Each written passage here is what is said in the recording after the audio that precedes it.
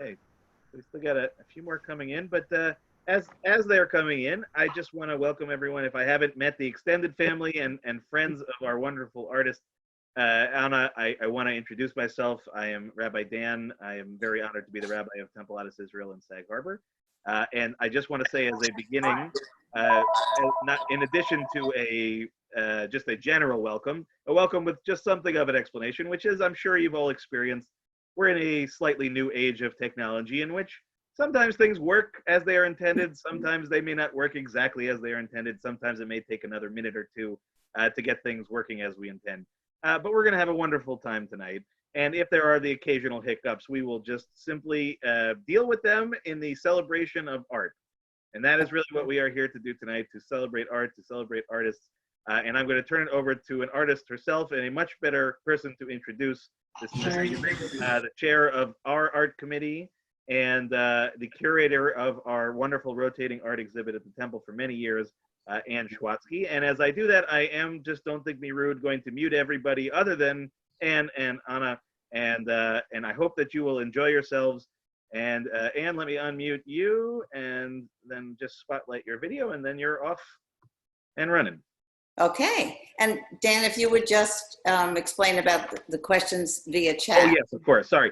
So throughout the program, we'll have an opportunity at the end for question and answer to make it work as efficiently as possible. If you have questions, just place them in the chat box. And at the point in which we have question and answer, Anne here will facilitate that opportunity for learning a little bit more about the work itself. And if you have any technological challenges, I'm your guy. You can just private message me during the conversation. Thanks, Dan. That's great.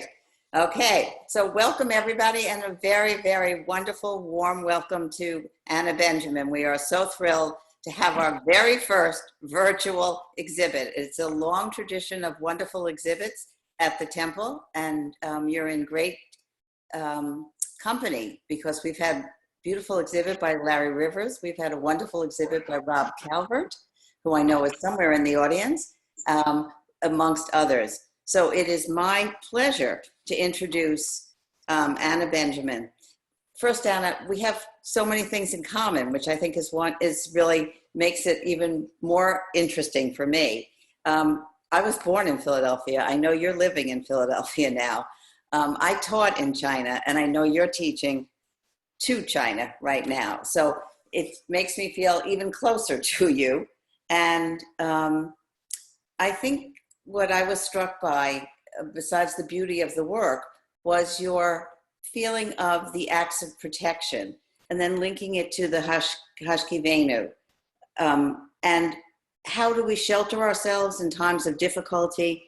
How can we construct safety? I mean, this is so important right now. This is so relevant to what we're living through. And to make your art show us that we can find that kind of sanctuary. So if you could tell us a little bit about how you came to that, Anna, and along the way, of course, talk about your process. Absolutely. Oh, wait, I didn't give your bio, please. Born and raised in New York City. You live and work in your home in Philadelphia, and you began your arts education at LaGuardia High School of Music and Art, and you continued at Haverford College, where she received a BA in Fine Arts. You taught in museums, schools, and community art centers in Philadelphia, and then you received an MFA in printmaking from the Rhode Island School of Design. And she has received many awards and is now an assistant professor of drawing at Haverford College and Kutztown University. The work has been exhibited in New York, Pennsylvania, Rhode Island, Ohio, and Japan. That sounds wonderful. Welcome, Anna. Thank you so much, Anne, for that introduction, and Rabbi Dan for welcoming us all here. I'm overjoyed to see so many names and faces. I can't see you all right now, but I am so appreciative that everybody could be here, especially in all of this craziness, this chance, this opportunity to share my work with all of you is one that's really helped me keep going in this time, something to look forward to. And thinking to this idea of all these ways that we're all connected to each other, I just want to especially make a comment that Sag Harbor and the area, the community there is one that my family has been coming to for generations. I think we're now 4 generations in of family members coming to the area. So regardless if I'm not there in person right now, I will actually be there in person tomorrow. I'm very excited to be there. But just a huge thank you to the community and the staff, especially for putting this all together. This was a brand new adventure for all of us. Yes. And a lot of hard work went into this. So huge thank you to everyone, especially Anne and Eileen, for all the organizing that you've done.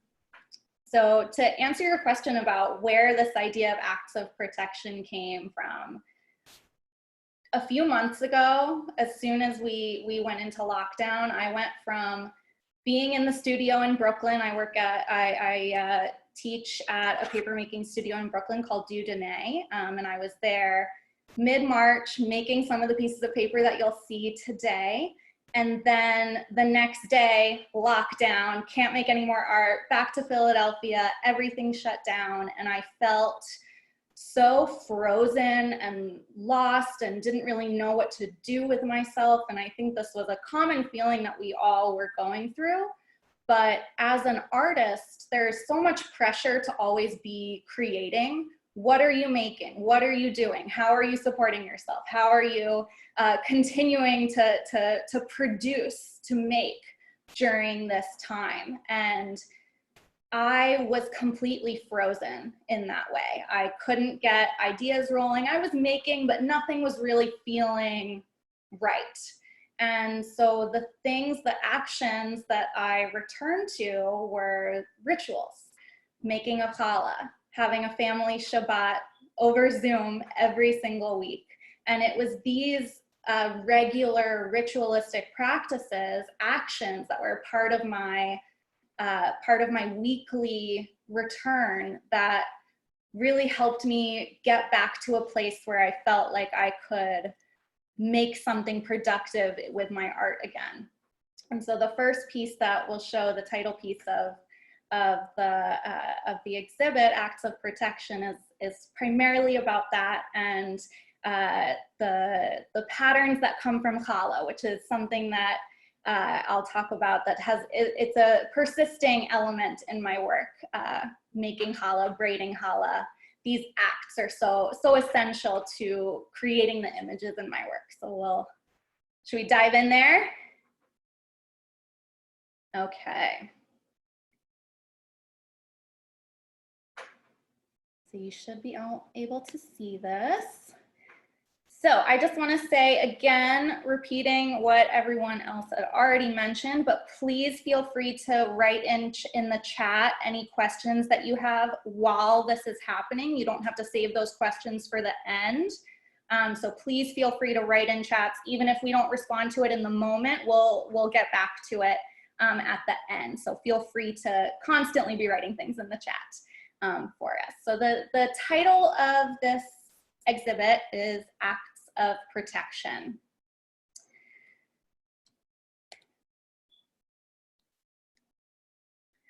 So this is the piece that is not the first piece that I made successfully in quarantine, but the second piece that I made successfully in quarantine. So this piece, braiding of challah is something that I came to later on in my life. I was raised by incredible pioneering matriarchs in my family who do not bake. And this was not something that I grew up doing as part of my rituals. But what we did grow up doing was Shabbat every single week growing up. We would go to shul, we would sing the songs, always have challah every Friday as a family, light the candles, drink the wine, say all the blessings. It's a part that feels like home to me.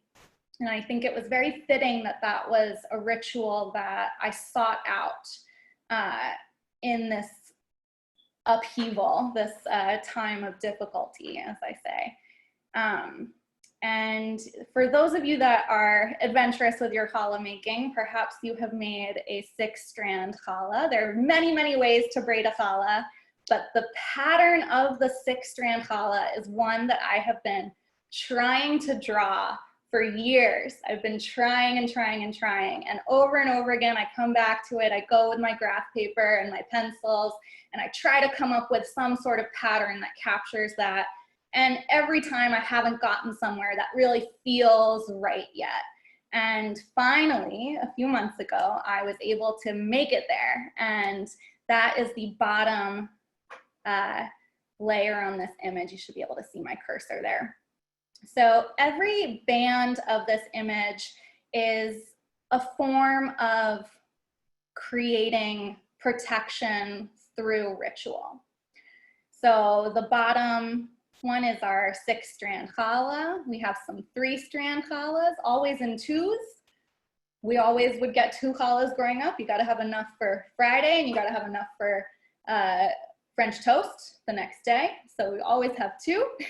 And in my rituals now, I'm always making 2, one for my household and one for my sister's household, who's also here in Philadelphia. So I very much wanted to keep that pairing. But again, that discrepancy, so a different approach to a challah. The next band of pattern comes from the mezuzah, from the idea of a scroll of protection. Doorways are something that are a motif, a symbol that I come back to regularly in my work. The idea of welcoming through a door, of inviting, of opening your doors to others. It's something that persists throughout my work, and I wanted to create this pattern that felt a little bit further away from that, but still came from that image of the mezuzah. So if you see, we have a vertical shape here, that sort of mezuzah shape like, and then the angle, implying the angle to enter, the invitation to cross that threshold. That angle is very important. The next pattern that's here is a repetition from the work that I had made previously to this. I wanted to connect this artwork to another piece that I had made, sort of thinking about not just this piece as its own, but how it fits in my world, in my, my rituals. So this is actually a repetition of a pattern that is from a piece that I made for my, my grandmother's 90th birthday, which was recently. She had the blessing of turning 90. And what she commented on was that this image reminded her of candlesticks. And that was not something that I had seen when I was making it, but her reading of that brought it back to this ritual idea for me. And then the final pattern along the top is constructed from my own Kiddush cup. Growing up, I had this ceramic Kiddush cup that has this very nice curvature to it. So this is all elements of Shabbos rituals, of family rituals, of these moments that are getting me through this time. And then of course the candlesticks along the edge. So I have some pictures of some details here for us. So in addition to returning to Shabbat rituals, which are not something honestly that I have persisted with in my own household, it's something that I do when I'm with family members, but it's not something that I necessarily adopted on my own as a regular practice. And that is something that I'm really grateful for of this time, of not just doing it for others, not just as a performative action or a way for building community, but a way for finding that space, that sanctuary for myself. And as I was making challah last week, I was making some 6 braided challahs, and I was getting completely lost. I think it was the slowest I ever made challahs, and I just felt consumed by the ritual. Everything else fell away. The stresses, I was moving, I was prepping for this show, I was teaching, I was doing so many different things. And that half an hour, however long it was, where I was braiding the challahs and painting with the egg wash, I felt sheltered by the actions, by the rituals. So that's something that I really felt important and necessary for myself in this time. I think there's one more. Yeah. And something else that I'll talk about again with a later piece is the act of drawing as a ritualistic practice. I am a trained printmaker, a trained paper maker, but the act of taking pencil to paper, the overwhelming nature of drawing lots of teeny little lines all parallel next to each other. It's very, very organized and very a little focused is a nice word to use for that. But what it does, it allows me to focus completely in that moment. Again, everything else around myself falls away, and the action of making, the action of drawing becomes that sanctuary for me. So I'm going to switch modems here. So I wanted to show, since majority of these pieces are works of paper, I wanted to share some process videos for those of us who are new to paper making or are unfamiliar with the process. I know there's a good number of paper makers in the crowd here. But so that piece and all of these pieces are done with handmade paper, primarily with an abaca paper, an abaca fiber, which comes from the banana leaf. And the reason why I really love abaca is it is a really translucent fiber. So it allows you to see through it, as well as it's extremely strong. So while you can create really thin sheets, they're also incredibly strong. So here's a video of me pulling a sheet of paper. And what that means is I am lifting the fibers out of the vat and forming them into the mold. You can hear the water dripping.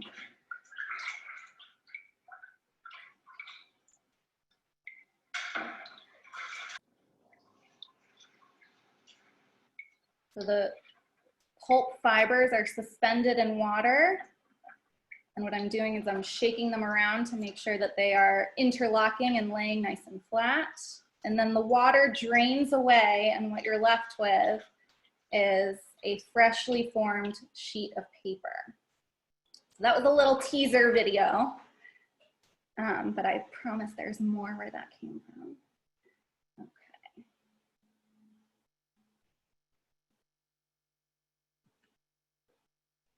Oops. Sorry. Sped ahead a little bit. Okay. So as promised, we're gonna keep talking about challahs for a little bit.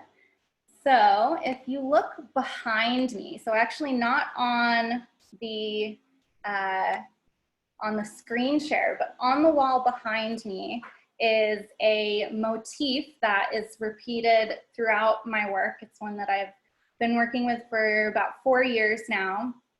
And this image, this motif is made from the braiding of a challah for the high holidays, for a round challah. So wrapping and twisting the strands to come together in a circular motif, or in a rotational symmetrical method. And this image is an image that I use as a repeat pattern. So you'll see it in this image repeated. So bringing together. So I talk a lot about ritualistic actions and acts of persistence, acts of protection, but the act of repeating a ritual over and over and over again, making challah every single week. I haven't counted up the number of times I've done it since being in quarantine, but a lot of times. And every time I repeat a ritual, it allows me to do something a little bit different with it. So every time there's no pressure. I know I'm gonna make it again next week. It's okay if it's not perfect. It's okay if, you know, my 2.5-year-old niece, who often helps me make the challah, it's okay if she sticks her whole hand in it or throws it in the air. It's okay, I'm gonna make another one next week. And I can try it again. We can do it a different way. We can do a 3-strand, we can do a 6-strand, we can do it round. And so it's all about this repetition and the freedom that comes with the repetition of a ritual like this. And that is something that I explored through the repetition of this pattern. So of this motif that's behind me. So in building this space, which is one that you'll see throughout my work, I'm building this cube almost, not so much a cage, but a shelter. Some might see a sukkah, some might see a chuppah. These are common themes that I'm always considering when making this. And you'll see there's 4 doorways here. And one idea that really excites me about these 4 doorways, as I've mentioned, doorways and thresholds, ideas of welcoming, it's this act of invitation, of welcoming in the stranger. And I believe there's a writing somewhere. It's very hard for me to research, and I think the rabbis in the crowd will maybe help me out with this a little bit. But there's this idea that Job says you have to have all the 4 doorways, all the 4 directions open for strangers, so that whatever direction a stranger is coming in, whatever way they're going, you are actively welcoming them in, no matter where they're going, where they're coming from, they always have an entry point. So this idea of creating this invitation, this enclosement, but that is open through these almost woven rituals, creating a space, creating a sanctuary for that welcoming.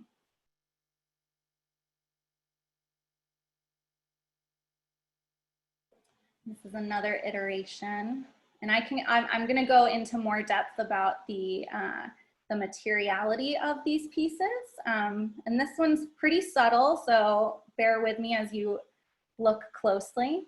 So you'll see there is a bright white, and that is cotton, short cotton. That is a different fiber than the abaca. And then you'll see this bright gold pattern, which is a pigmented linen pulp paint.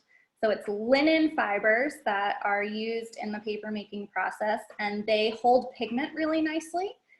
So they're cut up so teeny tiny that it feels like paint when you're using it. So that allows me to paint through a stencil to create these really crisp images. And then that front layer that's quite subtle in this image is also done in the same way as the white. It is cotton, but pigmented cotton. And it's done in a blowout method, which I believe is the next thing that I'm gonna show you.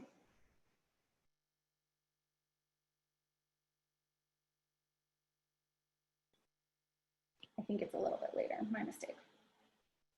So in considering this unit of 4 doors welcoming into this space, I wanted to continue to push that a little bit further in terms of the image production. I have a love of patterns, a love of complicated geometry. I attempted to be a math major when I was a freshman in college. It didn't go so well. I ended up in fine arts, but the love of fitting together angles and shapes and as complicated as I can get it is really exciting to me. So what I did with this image is, what happens if we extend that cube with 4 doorways? What if we quadruple that? How many more entries can we get? How much more invitation, how much more welcoming can we get through that? So this image is created with the 4 boxes put together into one unit. And so this piece is all hand-cut sheets. There are 3 separate hand-cut sheets that are layered together. And these are handmade abaca sheets, and it's mounted on the black so that you can really appreciate the translucency. And where those layers overlap, it becomes more opaque. So the layering of our actions, the repeating of our actions, the repeating of these rituals, the repeating of our actions of welcoming, they hold more meaning, they hold more opacity the more you layer them, the more you repeat them. This was a piece that I was able to do in quarantine without my paper studio or print studio. I was very happy to be able to make this piece. Okay. So a slightly different direction. So this is a glimpse piece, and I call glimpses my pieces that started out much larger, and then I focused in on a small area of this larger piece. So this is a glimpse of a piece from a previous series of works called Boi V'Shalom, and if you're interested in that, I will recommend you head to my website, annabenjamin.com, where you can see that statement and all of that, the images that went with that. And that series, Boi V'Shalom, which means come in peace, it's an act of welcoming, turning towards the doors to your shul, the doors to your sanctuary, in this act of welcoming to invite in. A few years ago, must have been more than a few years ago by now, a while back, I went to Berlin with my grandmother. We were able to visit the Noya Synagogue in Berlin, which was bombed in World War II by the United States, I will add. And what has left of that synagogue, of the Noya Synagogue, is the facade. So the facade is still strong, it's standing there. It was rebuilt so that it's complete. So there's this beautiful facade, and then you enter into the space, and what they've left is void. They did not rebuild the sanctuary. And the sanctuary, if you look at photos of the sanctuary, and I saw some black and white photos, but there was this one beautiful color etching that was on display in the museum space there that showed all the color that was in this sanctuary. The sanctuary that was bombed by the US, destroyed during this war. It was a massive sanctuary, massive synagogue, and it was really a symbol of the growing strength of the Jewish community in Berlin at the time, that it was wealthy enough to create this building that had gilding and colors and mosaics and all this life and joy that was inside of there. And so one of the things that I wanted to create with this through the paper making process was removing that block between the facade and the sanctuary within, opening the doors that are closed, opening up the invitation to welcome in and bring that color, bring that life, bring that community to the surface, so that it's not so much a closed door, but a way to see in throughout. So this series, these are little pieces, 8 by 10 inches. And this shows the progression of the layering process with the hand paper making. So in the first image, you can see the warm tone color is the abaca fiber, and then the white is the cotton. So we have 2 layers so far. Then I layer another sheet of abaca on top, and that abaca is translucent. So what it does is it sort of pushes that layer back a little bit, gives a little bit more distance, and softens it so it's not quite as harsh. Then I start adding the color. So this is done through the pulp painting stenciling. So the color is pigmented linen, and I've done it through a wash. So it's watered down, it's diluted to get that first layer of some color, and then the final layer through a more saturated pigments to really get those details and the life and color and all the parts that make up the whole of the community, of the music, the life, the sound, all of it coming together in this image. So that's why this piece is in a series of 4, to really explain but also show the building up of the process. Okay, now we're gonna get some more videos.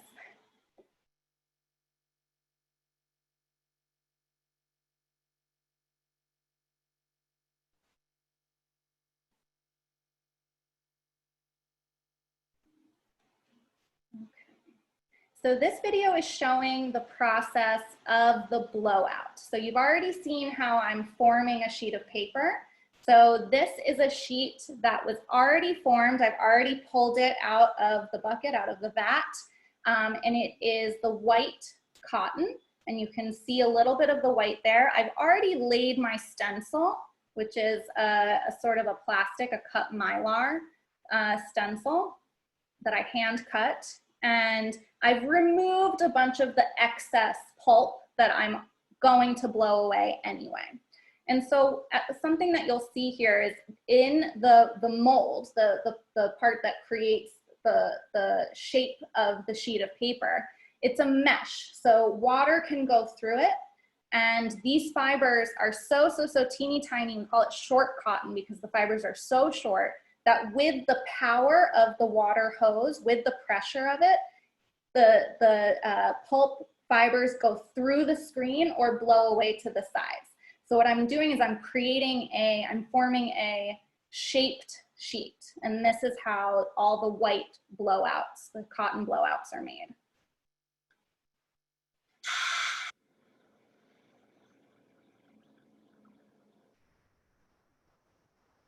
So it's using a special type of spray nozzle called a faucet, and it shoots the water pretty directly down, but in a more of a mist. So it's not as abrasive. And you can see I'm sort of circling it around to get all those fine details.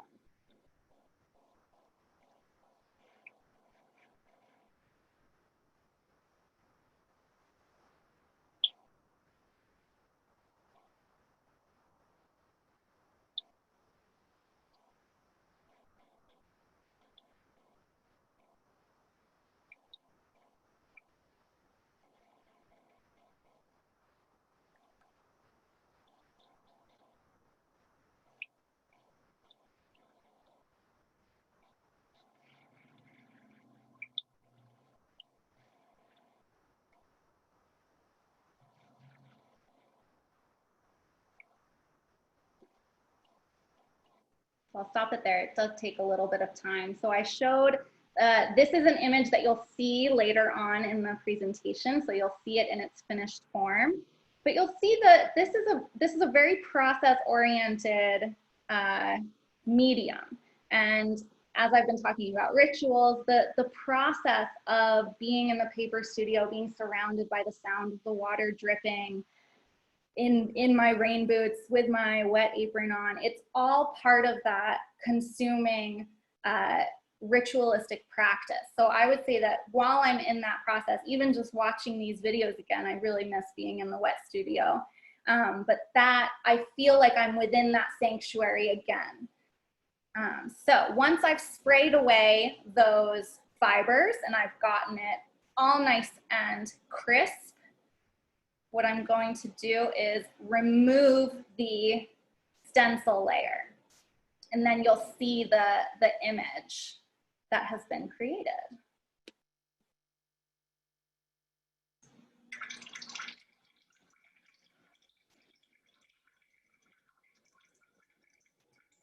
So because the fibers are so short, they really want to come off of the mold. They want to stick to the stencil and not stay down. So what I'm doing is dripping little tiny droplets of water to help the fibers release from the stencil. Apologies that my arm was in the way, but should start to see some of those details.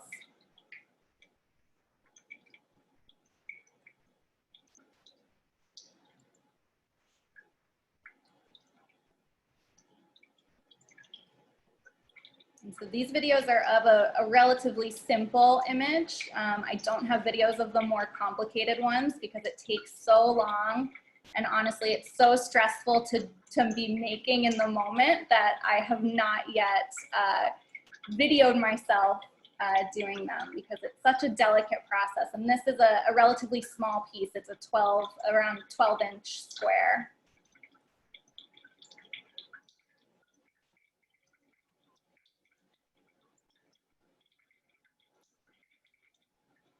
And there it is.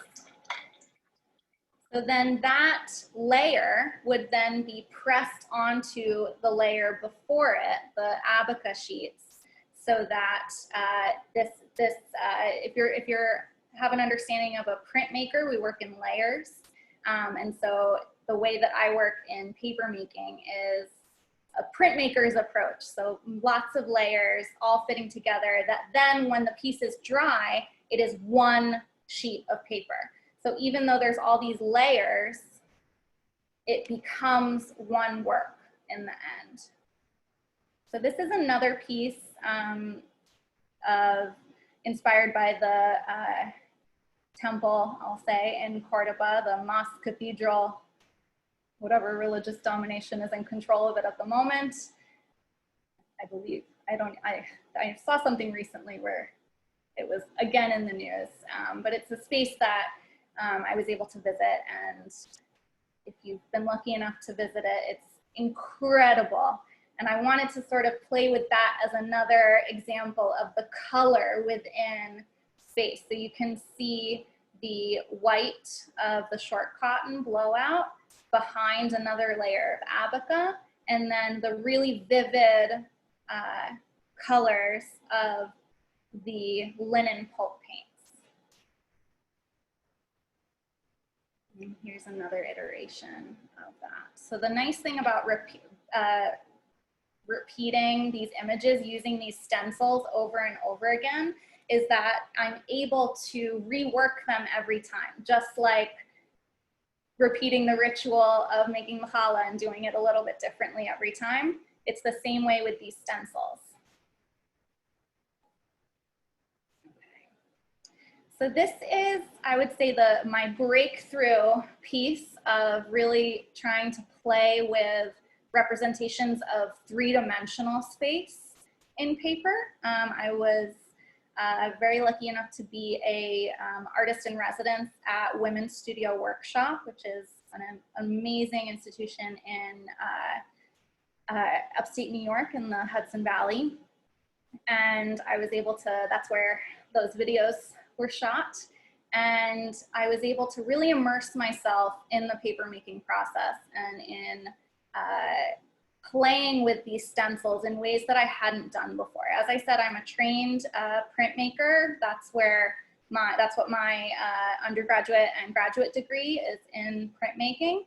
I was brand new to paper relatively recently. So this residency at Women's Studio Workshop was my real first opportunity to play on my own in the studio, where I had full reign over the studio. I could make whatever I want, make as big of a mess as I want.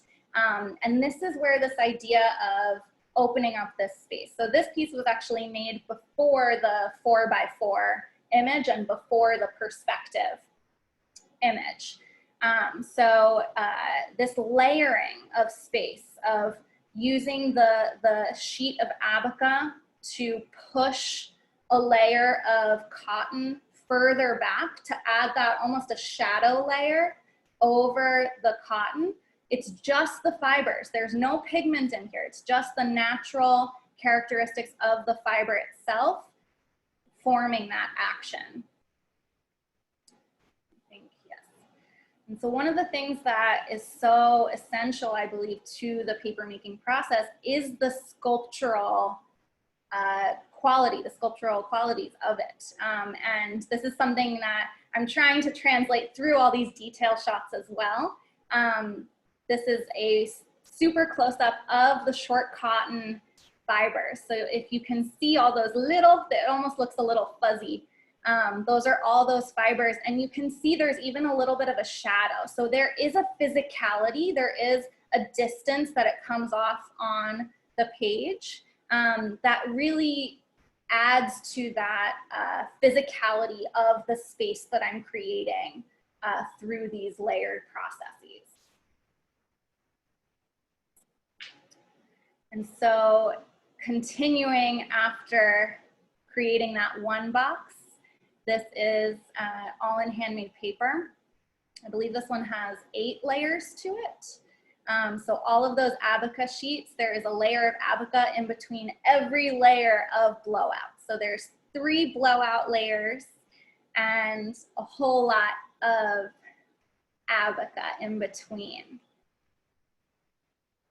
So these are some images of that image, that artwork, but in process, so in its wet form. So here it is on my couching station. So you can see the pencil marks on here. Those are not on the paper, but if you can see the slight edge here, the paper is so translucent that it's almost impossible to see in the image. So it gets a little bit more opaque, or it feels more physical once it's dry, but this is what it looks like wet. And so you can see the base sheet of the abaca and then the first layer of the short cotton blowout here. So once I had that image, and I did that in that way with the stencil and the hose, then I put another sheet of abaca on top of that. And then to add the color, I use the exact same stencil. I lay it on top of this station, all of these pieces that are already layered together.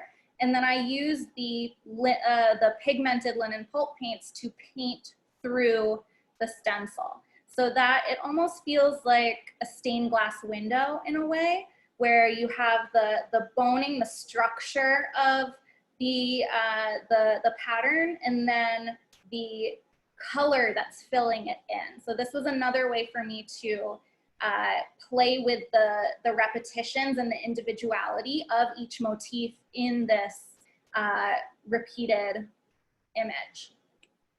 And then once that layer was done, I believe there was another sheet of abaca on top. And then here's the blowout on the mold. So this is what forms the sheet of paper. So this is right after I've removed that stencil and before I put it onto the surface. So just like in a lot of forms of printmaking, it's reversed. So once I flip it over and press it down onto the other layers, it is a reversed image. So using the stencil, I'm allowed to flip, I'm able to flip the stencil back and forth, upside down, so that I'm able to use it in both of these modalities. First as the blowout stencil and then as the pulp painting stencil.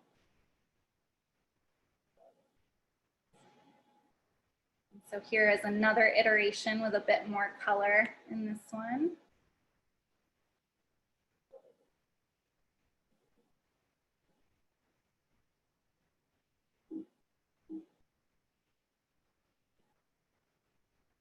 And then some close-ups of this. So again, pushing those layers back with those really thin veils of abaca in between. I think these abaca sheets that I made would have been so thin that they may have fallen apart if I had made them as individual sheets on their own. But again, the act of putting them all together to create one stronger sheet of paper, it's all those thin layers coming together and then forming one larger collective action. And so here's that piece that I was making in the videos. And one of the things that I really love about this process, so this is actually only 2 layers, so I really like looking at it as just a relatively simple, for me, image that really showcases the quality of the material. So we have the really thin sheet of abaca, and I actually have this laid down on a wooden table, so you can actually see the stripes of my bamboo table below this. That is how thin this veil, this sheet of paper is. And then along the edges are my favorite part, where the patterns on the blowout occasionally extend past the edges of the abaca sheet. And the abaca sheet is there also to hold the white image together. This white pulp, those fibers are so teeny tiny that they're really weak on their own. They need a support. They need that backing or a front to really retain the image. So these delicate moments at the corners are so exciting to me because it's almost a moment of magic that it was still able to hold together even without the backing.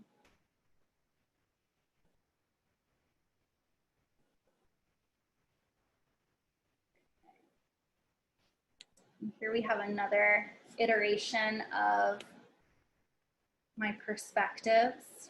And this is a piece, and many of the other pieces were made at Dieudonné that I mentioned earlier, the papermaking studio in Brooklyn that I miss dearly. My last studio day right before shutdown were those first few pieces that I showed. So this was a piece that I was able to make in the community studio at Dieudonné. And what it does for me is it shows the delicacy of the paper quality and the delicacy of the blowouts in particular. So in these repeating forms, as I repeat this motif that I've worked with for years, every time I repeat it, it's a little bit different, a little bit more unexpected. So the excitement, the magic for me of the papermaking process is what happens when I lose control. I am a very control oriented person, as you may understand at this point. I'm very organized. I'm very particular with exactly what I'm making, what I'm cutting. I get into my zone, my bubble when I'm making, and everything else falls away. And then I take it to the pulp, I take the spray, I take the water, and it falls apart, and the paper isn't strong enough that day, the humidity is off, I sneeze while I'm blowing it, and it moves a little bit, and those are the moments that are so magical for me, the moments where I lose control, where I cannot dictate exactly what the fibers are going to do, but they are going to do what they do best, and that is interact with each other. And it's the way that the fibers interact with each other through every step of the process. So I showed you some images of the wet process and how they looked in their wet form. After they're made in their wet form, they go into a drying system where they're really, really flat so that they stay nice and flat. They have a fan behind them, and they can stay in there for a week, for 2 weeks, a couple days. And in that drying system, while it's happening, I feel like that is often for me where the magic happens. What I see when I finish a work when it's wet and what it looks like when I get it out of the drying system, it feels like a new discovery. It's a new part of that process. So if we look here, this is something that I was really able to do when I'm not in the rush of being in the studio. But so this front layer, which is probably one of the most challenging blowouts I've ever done. I do not have a video of me doing that one because it was so challenging. I got to get back in the studio and keep doing it so I get better at it. But all these little openings are a place for the fibers to move where I don't want them to move. So it's a very slow process of peeling off those images. But these moments where the fibers disintegrate, where they almost feel like snow that is melting away and that's becoming more translucent or less translucent, the thing that I often like about cotton versus abaca is that the cotton blocks the light while the abaca allows the light to pass through. But even within that, how thick is that cotton sheet? The thickness of it will also dictate how much light is going through. And that's something that I was really able to play with here.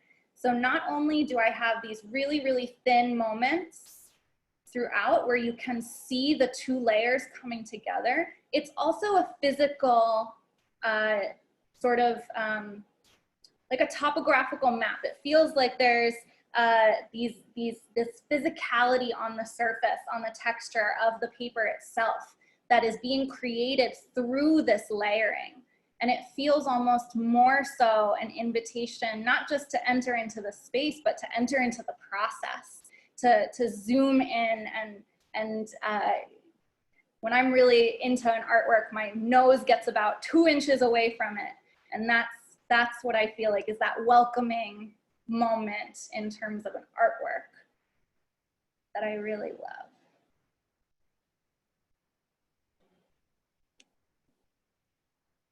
And here's another one where I left the facade as the void, as this piece. I think I paused here because this piece is one that I have really enjoyed spending time with after having made it. It feels so different from when I left it in the drying system to when I pulled it out. So if you see here, there's all these wrinkles. And what's happening here is that the fibers in the cotton and the fibers in the abaca dry at different rates. So while the cotton dries and it stays flat, the abaca shrinks when it's drying. And so what's happening is the cotton is holding it really flat and taut, almost like a stretched canvas. And then once it's released, there's no more cotton around there to hold it flat and taut. So the abaca does what it does depending on the climate in the moment, how the air is blowing through. And something that really happened with this, which I love so much, is it almost feels like, somebody sent me an email calling it a force field. It feels like it's the surrounding area of the image is just as much inviting and pulling the eye into the center. These lines almost go according to the lines of the perspective drawing. And this is just one of those really magical moments that happens after the piece is made, rather than while it's being made. So learning not just from the process of making, but learning from the actions, looking back at them after they are complete.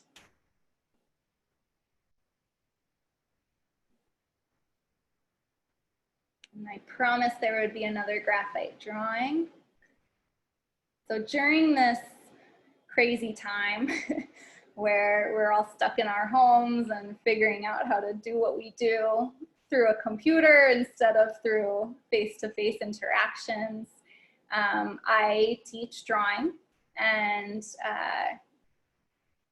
in this time, in these months where I was transitioning to teaching art from a computer through people's homes, I wasn't making any artwork myself, but I was so consumed by the act of teaching drawing and looking at my students' work, looking at their drawings, that I felt an intense need to work on my own drawing. And this drawing is not the result of those actions. That's what the first one is, the result of those actions. But drawing is something I often return back to when I'm at a loss. Just like returning back to the act of making challah, which is so essential and it doesn't really change. I know the recipe by heart. It feels like an automatic movement. In a way, drawing is that way for me as well. Whereas the paper making is a process that I need a special studio, I need special equipment, I need special materials. Sometimes I need additional hands to help me be making things. But drawing it's the most accessible form of art making. Anybody can pick up a pencil and construct space, construct information through this machine of your hand and the graphite itself.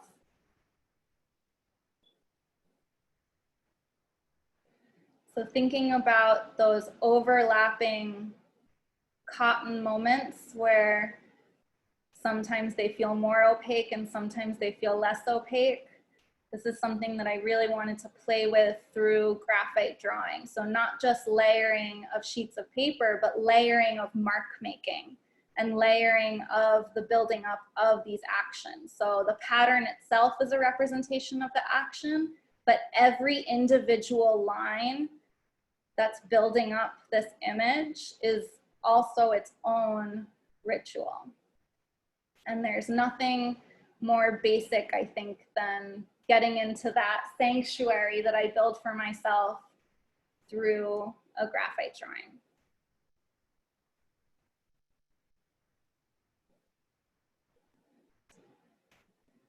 So this is our last image, and I always like to end with a work from this project.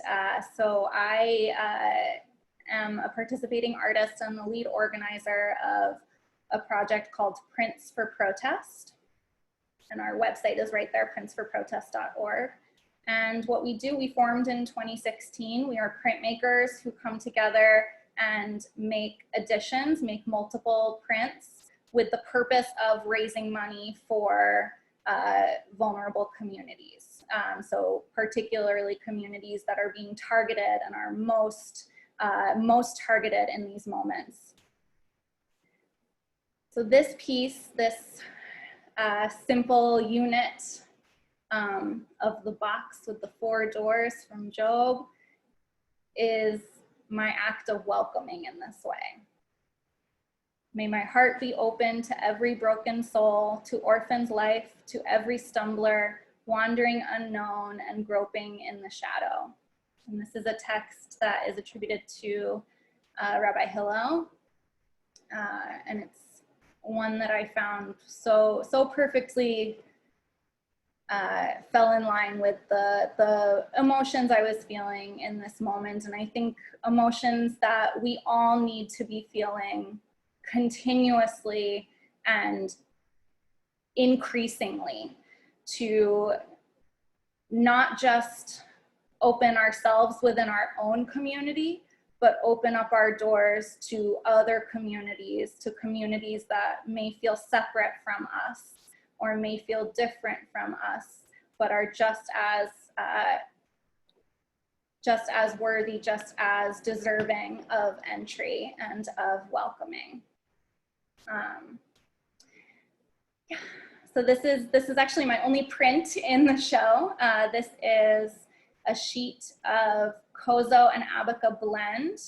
So the Abaca provides the translucency. The Kozo is from mulberry trees. So the Kozo is actually extremely strong. And that's why I use this for these sheets. So they're much thicker, a little bit sturdier than the Abaca sheets, which are much more delicate. And then the white is the blowout, the cotton blowout. And then the gold and the softer color are screen print. So it's a layered screen print over that sculptural cotton blowout. So this piece, it was a unique version of my submission to Prints for Protest. And if you're interested in that, I'm happy to talk more about that. But this is the final piece of the show to leave you all with a call to action that our work is not done and there's always more to be done. So with that, thank you. I see there's Anna, thank you so much. Even for some people who may not understand all the technical parts, it was so generous of you to share that information. Really, absolutely wonderful. We can look at some of the chats. Oh, wonderful. Music and art alum. Hello. Yes. And yes, my grandmother is Rhoda Karpatkin. Yes. My full name is Anna Hendrick Karpatkin Benjamin. Yes. Rhoda is Rhoda Hendrick Karpatkin. My mother is Deborah Hendrick Karpatkin. This is a matriarchal line of my name, and I am honored to carry it. I thought a really interesting, and by the way, all these works are for sale, and that is on Anna's workshop, resume, sorry. From Deborah Eder, can you talk a little bit more about the stress of art making and the magical moments? I loved hearing you describe that. I love the dichotomy of those two statements. Yes, the stress and the magic. I think Yes. I'm so glad that you called me out on that, Deborah. Thank you, and thank you for being here. I think, oh man,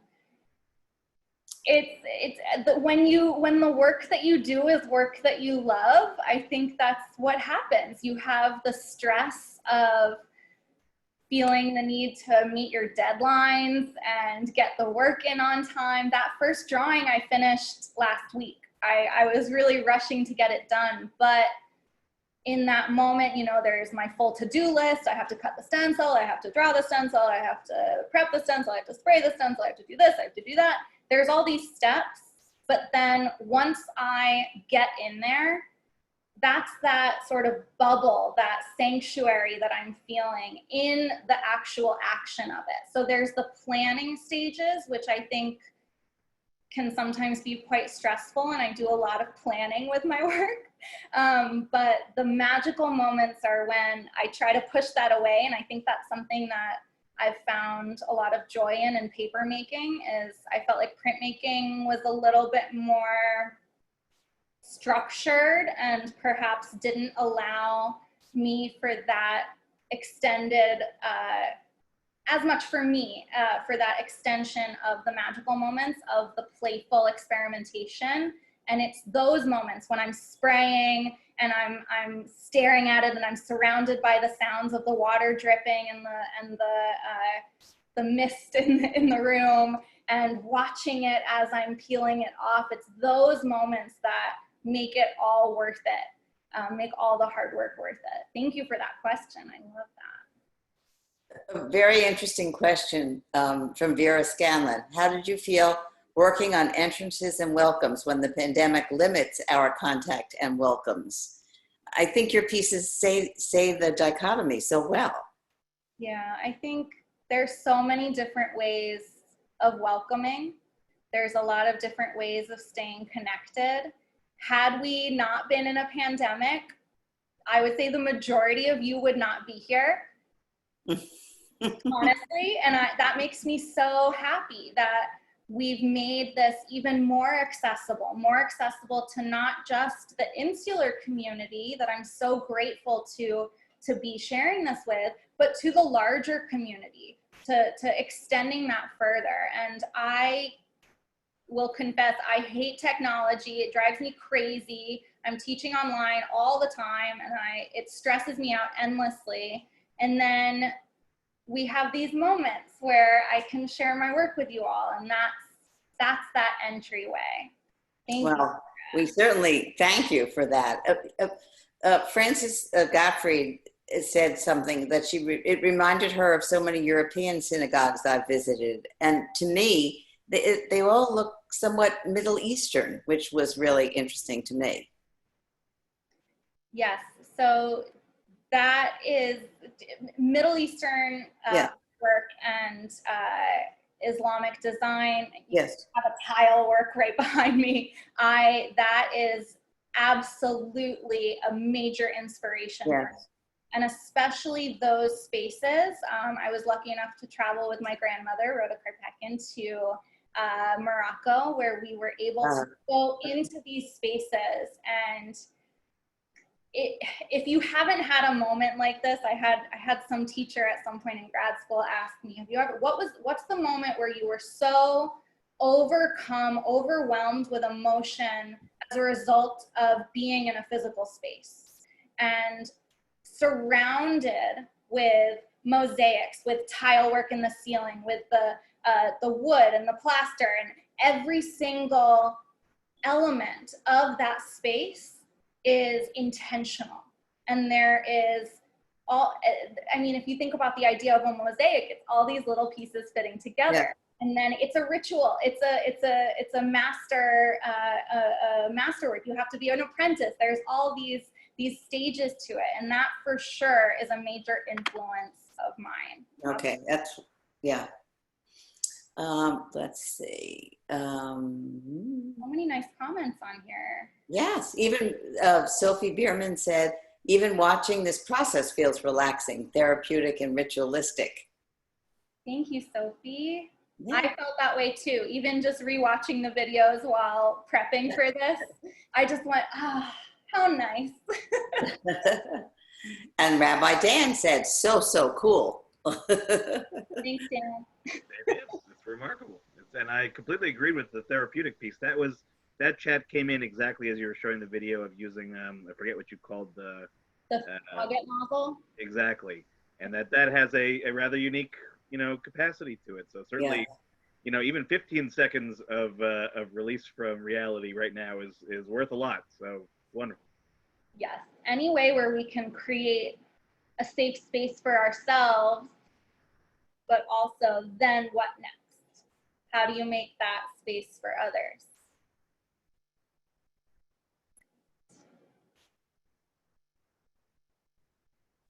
Anne, I think you're muted, Anne. You said that. Muting. At Temple Adas Israel, there's a very active social action committee, which deals with some of the issues that your group is doing. So maybe, Dan, you just want to talk about it for a second or two.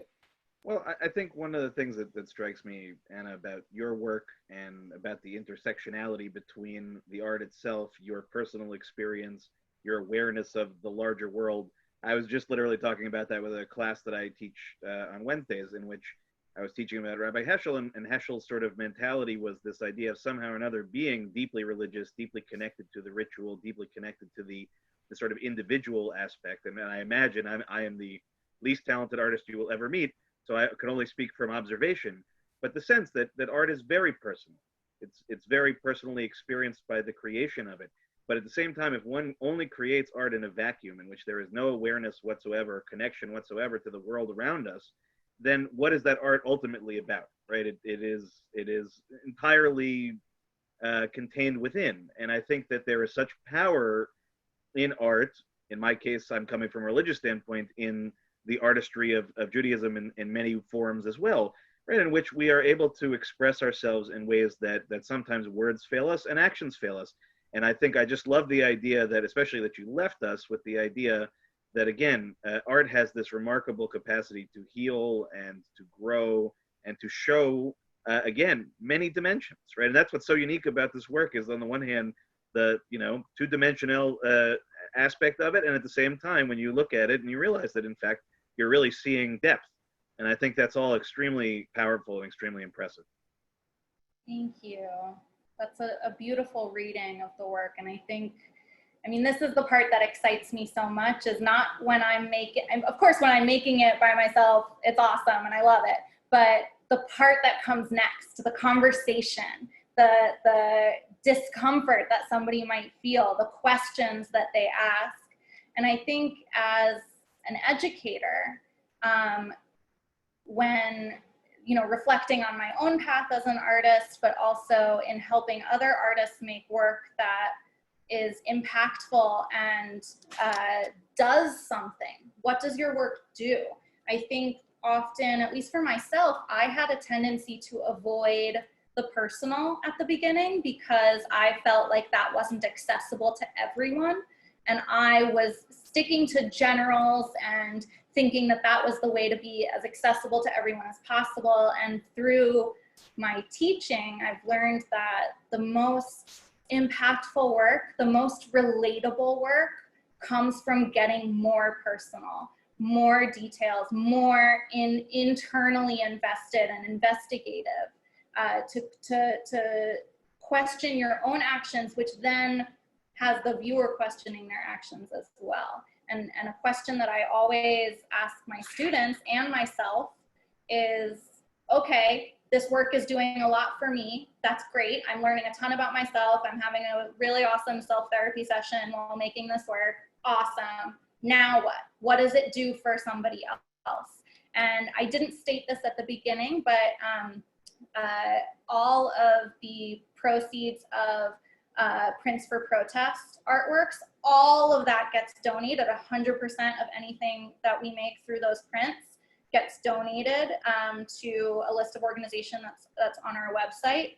And 36% of proceeds from any sales from this show are also being donated, divided equally to Jews for Racial and Economic Justice and to the Retreat, which is a local, I think, Suffolk County retreat center for survivors of domestic abuse. So that's something that I always ask myself, am I doing enough? And is this just for me, or how can I make this help somebody else? And how can I make it have a further action outside of my studio, outside of my brain and my body, but what does it do next? So please, if you're interested, you can reach me at my website or my email address, and it's on. Thank you so much for that, Anna. Thank you. All right. Well, we've enjoyed, we could go on for a long time, but we have loved this. This is our most exciting and new way of having a virtual gallery. Thank you for being the first and for doing it so beautifully. Thank you. Thank you. And thank you all for holding this. I see Vera just wrote a question about how to buy the work, including the ones that are from today's presentation. All of the works that were in the presentation are on the website. If you, that's all on the link, but if you go to the Temple Adas homepage and then go to community and then go to gallery, I'm right in there. And my email address is at the top and I believe at the bottom of the page. It's art@annabenjamin.com, and you can email me directly to arrange any purchases, or if you have interest in other work and if you want to see more of my other work, if you want to see the other series, the Bowie Shalom series, that's all on my website at annabenjamin.com. And you will be out here, right? Sorry? You're coming out to Southampton or St. Yes, if you are local and you want to buy something right now this minute, I can pack it up for you. Well, they could see some in person, right? They could see some in person if they wanted. Yes, you'll have to let me know by tonight though, because I'm driving tomorrow morning. Well, thank you. All right, well, really, thank you to Anne, thank you to Anna, and of course, I should have said at the beginning, thank you to Ian and to Deborah, because without them, wandering into our shul one Shabbos not so long ago and becoming an extended part of our family, we would never have known you, Anna. We would never have gotten a chance to really see your genius and your passion. And so I thank you. I thank Anne. I thank Eileen for helping to get everything on the website. And I certainly thank all of you for joining us. And I really wish every one of you to be safe and please be, careful out there, thoughtful out there. And let's take the message that I think Anna gave us tonight and really make something with it, each in our own way. Create our own art in the world, even for the art challenge, such as myself. I learned a tremendous amount tonight. I really appreciate it, and I wish you all the best. And if anybody came in late, I've recorded this with Anna's permission, and we're going to upload it to YouTube. It might just take a few hours, but just look for it on our Temple's YouTube channel and eventually on Facebook. And that's it. Take care. Enjoy the rest of your evening. Be safe. Thank you so much. Thank you, Rabbi. Thank you, everyone, for being here.